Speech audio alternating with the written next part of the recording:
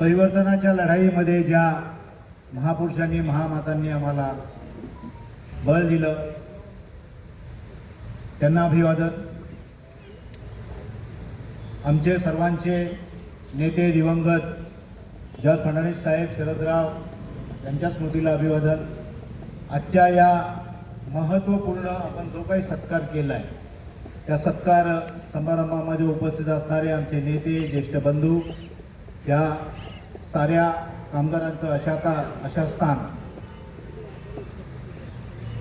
आदरणीय सुरेश ठाकूर साहेब, ज्यांच्याबरोबर सातत्यानं कमी वयापासून काम करायची संधी मिळाली आणि पूर्ण महाराष्ट्रभर आम्ही पिंजून काढू शकलो ते आमचे बंधू संतोष पवार साहेब, या विभागाच्या युनिटचे अध्यक्ष हरेश जाधव, कार्याध्यक्ष मधुकर उभारेजी, महेंद्रजी साळवी, बंधू भगिनी, पत्रकार मित्रांची सर्वांची नावं इथं संतोषजींनी घेतली.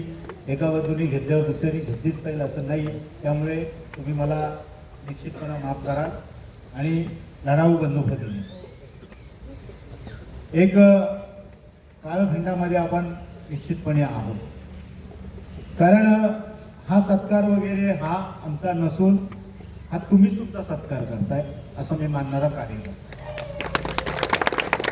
कारण ह्या साऱ्या आंदोलनाचं जर मूळ स्रोत असेल तर तुम्ही आम्हाला देत असणारी ऊर्जा आहे. ज्या काही गोष्टी आहेत महामानव बाबासाहेब आंबेडकरांनी कायद्यात लिहिल्या, वेगवेगळ्या सरकारांनी कायद्यामध्ये त्यामध्ये परिवर्तित केलेल्या आहेत, अनेक गोष्टी आहेत. पण त्या गोष्टी मिळवताना ही जी काही सत्ताधारी किंवा शासनकर्ती एक जमात आहे, त्यांना हे मी दिलं तर त्यांच्या पोटात दुखतंय, हा मोठा रोग. आणि त्या रोगाचंच कारण संतोषजींनी विषय मांडला अत्यंत चांगल्या पद्धतीनं लाड कमिटीचा. 1975ला जी काही सुधारणा दिली ह्या गरीब लोकांसाठी, तिचं कुठेतरी रोखलं पाहिजे, थांबलं पाहिजे. एका जातीमध्ये दुसऱ्या जातीची तेढ निर्माण झाली पाहिजे, त्या अनुषंगाने केलेला हा एक प्रयोग होता, जो मूळ ह्याचं होतं नागपूर खंडपीठापासून सुरू होऊन औरंगाबाद खंडपीठापर्यंत समाप्ती झाली. हा सर्व पूर्व इतिहास त्यांनी सांगण्याचं काम केलं. तसं पाहिलं तर एक चिंडालिया नावाचा माणूस जागृत होतो आणि 2016ला नागपूर खंडपीठामध्ये जातो आणि आमच्या लोकांना मिळणाऱ्या सर्वांना ज्या नोकऱ्या आहेत त्या फक्त एसटी कॅटेगरी करता मर्यादित राहतात. मग ओबीसी असेल, ओपन असेल, ब्राह्मण असेल, मराठा असेल, या साऱ्या लोकांचं नोकऱ्या बंद करण्याचं काम त्या एका अध्यादेशात संतोषजी आपण सांगितलं नाही. 2016 पासूनचा जो प्रवास आहे या लाड कमिटीच्या परवाच्या 8 जानेवारी पर्यंत फार महत्वाचा आहे.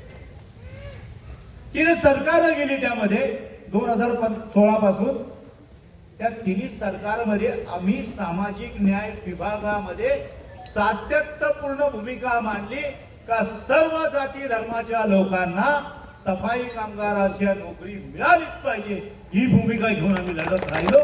नंतरच्या काळात जो काही 24 फेब्रुवारीला निर्णय झाला, देवेंद्र फडणवीस साहेब जे उपमुख्यमंत्री होते त्यांच्या मार्गदर्शनाखाली एक सदस्यीय कमिटी झाली आणि त्या कमिटीने एकनाथराव शिंदेच्या गव्हर्नमेंटमध्ये 24 फेब्रुवारी 2023ला सर्व जाती धर्माच्या लोकांसाठी लाड कमिटीच्या शिफारशीने नोकऱ्या दिल्याच पाहिजे असा अध्यादेश काढला आणि त्याची अंमलबजावणीची सुरुवात झाली. पुन्हा कुठेतरी एक शंकेची पाल चुकली आणि औरंगाबाद खंडपीठामध्ये मॅटर गेली. सर्व नोकऱ्या जैशा थय ठप्प झाल्या. मेहर जो आमचा वाल्मिकी समाजाचा माणूस असेल, सर्व नोकऱ्या सर्वांच्या थांबवल्या. मग काळांतराने हळूहळू त्यामध्ये नोकऱ्यांची शिथिलता मिळाली. सुरुवातीच्या काळामध्ये वाल्मिकी समाजाच्या लोकांना नोकरीमध्ये शिथिलता मिळाली.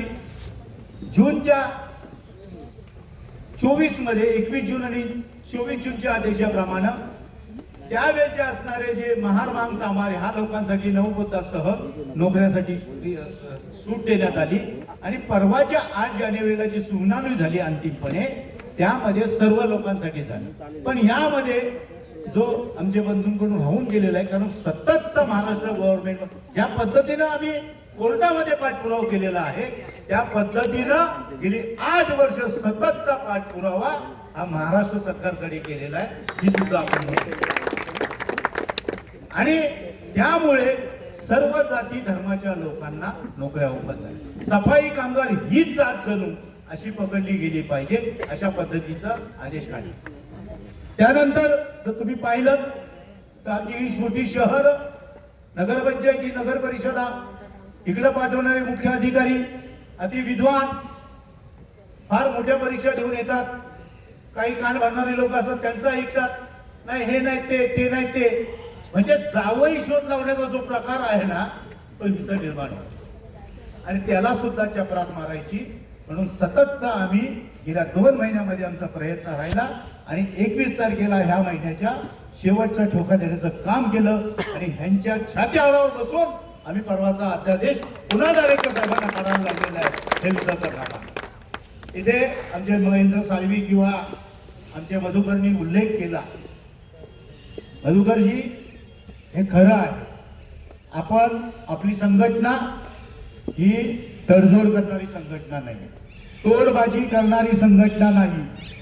ज्या पद्धतीनं महाराष्ट्राच्या सामाजिक जीवनामध्ये आपण फुले शाहू आंबेडकरांच्या विचारांनी चालतो, त्याच पद्धतीनं आपण संघटना चालवत असताना आदरणीय ज्येष्ठ कामगार नेते, पंत सम्राट जॉर्ज फर्नांडिस साहेब असतील, शरदराव असतील, यांच्या विचाराने आपण संघटना चालवतो आणि पूर्ण समाजवादाचा विचार घेऊन आपण संघटनेमध्ये काम करण्याचं काम करतो. हे सुद्धा ही जी तुम्ही नवीन मुलं झालेली आहात, हा सुद्धा आशेचा